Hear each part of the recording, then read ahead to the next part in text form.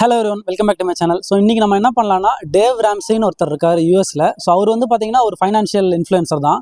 அவர் சாதாரண இன்ஃப்ளூயன்சர் கிடையாது. ரொம்ப ஒரு 1980களிலிருந்தே வந்து அவர் வந்து இந்த மாதிரி பைசா வந்து கடனே வாங்கக்கூடாதுங்கிறது அவரோட மைண்ட் செட்டு. கிரெடிட் கார்டுங்கிறது வந்து ஒரு சாபக்கேடுன்னு அவர் நினைக்கிறாரு. பட் ஒருத்தர் பெர்ஸ்பெக்டிவ் வந்து சேஞ்ச் ஆகும். அவரோட ஒப்பீனியனுங்கிறது வந்து கடன் வந்து எப்போவுமே வாங்கக்கூடாது, சேர்க்குறத பைசாவை தான் சேர்க்கணும். அதை வச்சு தான் வந்து நமக்கு தேவையான செலவு எல்லாத்தையுமே பார்த்துக்கணுங்கிற மாதிரி சொல்கிறாரு. அவர் வந்து கஷ்டப்பட்டு கடனில் மாட்டி அவர் எல்லாத்தையும் இழந்து திருப்பி வந்து கொஞ்சம் கொஞ்சமாக வந்து அவர் சேர்க்க ஆரம்பித்தார். ஸோ அவருக்கு வந்து பிலீஃப் வந்து அந்த மாதிரி இருக்குது. ஸோ அவரும் வந்து ஒரு 7 ஸ்டெப்ஸ் வந்து பேபி ஸ்டெப்ஸ் சொல்லியிருக்காரு. ஒரு மில்லியனராக மாறணும், ஒரு லட்சாதிபதியாக மாறணுங்கிறதுக்கு இந்த 7 ஸ்டெப்ஸை நீங்கள் ஃபாலோ பண்ணுங்கள் அப்படின்னு சொல்லிட்டு அவர் சொல்கிறாரு. ஸோ அந்த 7 ஸ்டெப்ஸை நம்ம இந்த வீடியோவில் பார்க்கலாம். ஸோ வந்து அவர் சொன்ன 7 ஸ்டெப்ஸ் வந்து 1 by 1 பார்க்கலாம். ஸோ ஸ்டெப் 1 நம்ம என்ன பண்ணோம், 1000 ரூபாய் வந்து நம்ம சேவிங்ஸ் அக்கௌண்ட்டில் இல்லைன்னா ஒரு எமர்ஜென்சி ஃபண்டுக்குன்னு தனியாக வந்து ஸ்டார்ட் பண்ணணும். ஸோ இந்த 1000 ரூபாங்கிறத ஃபஸ்ட் நம்ம ஒதுக்கி வச்சிடணும். அதுதான் வந்து ஸ்டெப் 1. இது எல்லாராலையும் முடியும். முடிஞ்ச வரைக்கும் வந்து 1 மாதத்துலையோ இல்லை 2 மாதத்துலையோ வந்து இந்த 1000 ரூபாங்கிறத நம்ம ஒதுக்கிடணும். செகண்ட் ஸ்டெப் வந்து என்னென்னா, நம்ம இருக்கிற எல்லா கடன்களையும் வந்து நம்ம லிஸ்ட் டவுன் பண்ணிவிட்டு ஸ்னோபால் மெத்தட், நம்ம ஏற்கனவே நான் ஒரு வீடியோ போட்டிருக்கேன், நான் வந்து கார்ட்ஸில் கொடுக்குறேன், செக் பண்ணி பாருங்கள். ஸ்னோபால் மெத்தடை ஃபாலோ பண்ணி ஹவுஸ் லோனை தவிர்த்து மற்ற எல்லா லோனையும் வந்து நம்ம அடைச்சிடணும் அப்படின்னு சொல்கிறாரு. ஸ்டெப் த்ரீ என்னென்னா, நமக்கு வந்து பார்த்திங்கன்னா 3 மாதத்துலேருந்து 6 மாதத்துக்கு நமக்கு தேவைப்படுற எமர்ஜென்சி ஃபண்டை வந்து சேர்க்கணும். நமக்கு அன்றாடைய செலவுக்கு 3 மாதத்துலேருந்து 6 மாதத்துக்கு நமக்கு எவ்வளோ செலவாகுதுங்கிறத நம்ம பார்க்கணும். அதை வந்து சேர்த்து வைக்கணும் எமர்ஜென்சி ஃபண்டாக. ஆல்ரெடி 1000 ரூபான்னு சொல்லிட்டு ஸ்டார்ட் பண்ணிட்டோம். அதில் வந்து கொஞ்சம் கொஞ்சமாக சேர்த்து 3லேருந்து 6 மாதம் நீங்கள் சேர்த்து வச்சுட்டிங்கனாலே ஏதாவது ஒரு அவசர செலவுகள் வந்துச்சுன்னா உங்களால் கடன் வாங்காமல் இதை வச்சு உங்களால் சமாளிச்சுக்க முடியும். ஸோ அடுத்து வந்து பார்த்தீங்கன்னா ஸ்டெப் 4ல் வந்து பார்த்தீங்கன்னா 15% வந்து நம்மளோட ஃபேமிலி இன்கம், ஹவுஸ் ஹோல்டு இன்கம்லேருந்து இன்வெஸ்ட்மெண்ட் வந்து நம்ம சேவிங்ஸ்க்காக வந்து சேர்க்க ஆரம்பிக்கணும். அது வந்து ஒரு இன்வெஸ்ட்மெண்ட் என்ன டைப்பாக வேணா இருக்கலாம். அது வந்து நீங்கள் வந்து ஸ்டாக்ஸில் போடலாம், இல்லை மியூச்சுவல் ஃபண்ட்ஸில் வந்து போடலாம். அப்படி இல்லைன்னா வந்து பார்த்தீங்கன்னா உங்களுக்கு வந்து பாண்ட்ஸ் இருக்குது. ஸோ இது மாதிரி என்ன ஆப்பர்ச்சுனிட்டி உங்களுக்கு தோணுதோ, உங்கள் வீட்டு வருமானம், நீங்கள் வேலை பார்ப்பீங்க, இல்லை உங்கள் ஃபேமிலியில் நீங்கள் மட்டும்தான் வேலை பார்க்குறீங்கன்னா ஓகே, இல்லை உங்கள் ஒய்ஃப் வேலை பார்க்குறாங்க, இல்லை உங்களுக்கு கமிட்மெண்ட் இருக்குது, எல்லாத்தையும் பார்த்துட்டு உங்கள் ஃபேமிலியோட வருமானத்துலேருந்து 15% எவ்வளோ, அது வந்து ஒரு 15,000 ரூபாய் இருக்கலாம், இல்லை 10,000 ரூபாய் இருக்கலாம், இல்லை 5,000 ரூபாய் இருக்கலாம், ஒரு சிலருக்கு 50,000 ரூபாய் கூட இருக்கலாம்.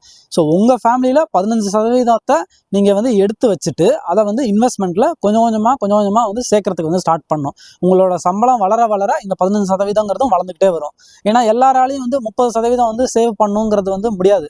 மினிமம் நம்ம இந்த ஒரு ப்ராக்டிஸை பில்ட் பண்ணணும். அப்படிங்கிற பட்சத்தில் இந்த 15%ங்கிறது லோக்கி தான் நம்ம ஸ்டார்ட் பண்ண முடியும். முடிஞ்ச வரைக்கும் வந்து நம்ம கஷ்டப்பட்டு இது ஒரு வருஷம் நம்ம வந்து பண்ணிட்டோம்னு வச்சுக்கோங்களேன், நமக்கு வந்து அந்த மைண்ட் செட் பில்ட் ஆகிடும்.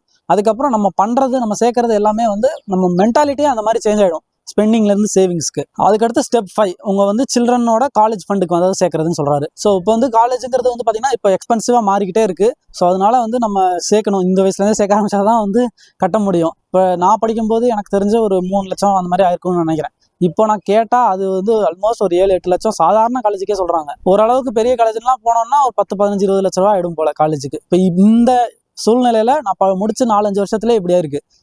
இதுவே இதை விட கொஞ்சம் பெரிய காலேஜ், இல்லை இன்னும் ஒரு 10 வருஷம் கழிச்சு வந்து பார்த்தீங்கன்னா அதுவே ஒரு 50 லட்ச ரூபா போயிடும் போல். ஸோ அப்போ நம்ம அந்த சமயத்தில் கட்டிக்கலாம்னு நினச்சோம்னா கடன் வாங்கி திருப்பியும் வந்து டெட்டில் மாட்டிப்போம். ஸோ அது டெட்டில் மாட்டக்கூடாதுன்னா இப்போலேருந்தே வந்து காலேஜுக்கு வந்து சேர்க்கணும் அப்படிங்கிறது அவரோட ஒப்பீனியன். இது வந்து நல்ல ஐடியாவாக தான் இருக்குது, நம்மளும் வந்து ஃபாலோ பண்ணலாம். ஸ்டெப் 6 வந்து பார்த்தீங்கன்னா, உங்களோட ஹோம் லோன் வந்து இப்போ சில்ட்ரன்ஸ்க்கு வந்து சேர்த்திட்டோம். அதுக்கப்புறம் வந்து நம்ம ஹோம் லோன் வந்து கட்ட ஆரம்பிக்கலாம். அதை வந்து முடிஞ்ச வரைக்கும் சீக்கிரமாக எவ்வளோ சீக்கிரம் கட்ட முடியுங்கிறத வந்து பார்த்து நம்ம கட்ட ஆரம்பிக்கணும். ஸோ அதுக்கடுத்து ஸ்டெப் 7 வந்து பார்த்தீங்கன்னா, அவ்வளோதான் நம்ம வெல்த்தி. இதுக்கப்புறம் நமக்கு என்ன செலவு இருக்க போகுது, பெருசாக வந்து எந்த செலவும் இருக்க போகிறதில்ல. வெல்த்தை வந்து நம்ம பில்ட் பண்ணிவிட்டு நம்மளால் முடிஞ்சது மக்களுக்கு வந்து இல்லை மற்றவங்களுக்கு வந்து நம்ம வந்து நல்லது செய்யணும். இல்லை ஏதாவது வந்து டொனேஷனோ, இல்லை உங்களுக்கு யார் மேலே நம்பிக்கை இருக்கோ அந்த இடத்துல வந்து ட்ரஸ்ட்டுக்கோ வந்து நீங்கள் பைசா வந்து ஸ்பெண்ட் பண்ணுங்கள் அவங்களுக்குன்னு சொல்லிட்டு. ஸோ அவங்களுக்கு நம்ம நிறையா கொடுக்க நமக்கு நிறையா வருங்கிறது வந்து அவரோட பிலீஃபு.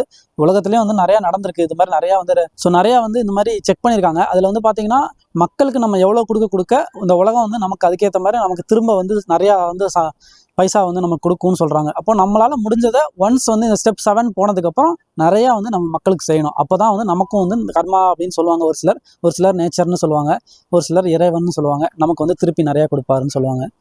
ஸோ இதுதான் வந்து அவரோட 7 baby steps to become a மில்லியனர்னு சொல்லிட்டு. ஸோ இது வந்து இன்ட்ரெஸ்டிங்காக எனக்கு தோணுச்சு. உங்களுக்கு தோணுதா என்னங்கிறத வந்து கமெண்ட் செக்ஷனில் மென்ஷன் பண்ணுங்கள். ஸோ இந்த வீடியோ பிடிச்சிருக்கு, புதுசாக ஏதாவது கற்றுக்கிட்டீங்கன்னு உங்களுக்கு தோணுச்சுன்னா லைக் பண்ணுங்கள். யாருக்கு இந்த வீடியோ யூஸ் ஆகணும்னு உங்களுக்கு தோணுதோ அவங்களுக்கு வந்து இந்த வீடியோ ஷேர் பண்ணுங்கள். நான் அந்த மாதிரி பேசுகிறேன், உங்களுக்கு பிடிச்சிருக்கு, இந்த மாதிரி வீடியோஸ் கண்டினியூஸாக நீங்கள் பார்க்கணும்னு நினச்சிங்கன்னா சப்ஸ்கிரைப் பண்ணிவிட்டு பெல் ஐக்கானில் வந்து ஆளுங்கிறத எனேபிள் பண்ணிக்கோங்க. ஸோ நாளைக்கு நான் உங்களுக்கு இன்னொரு நல்ல வீடியோவில் வந்து பார்க்குறேன். பை.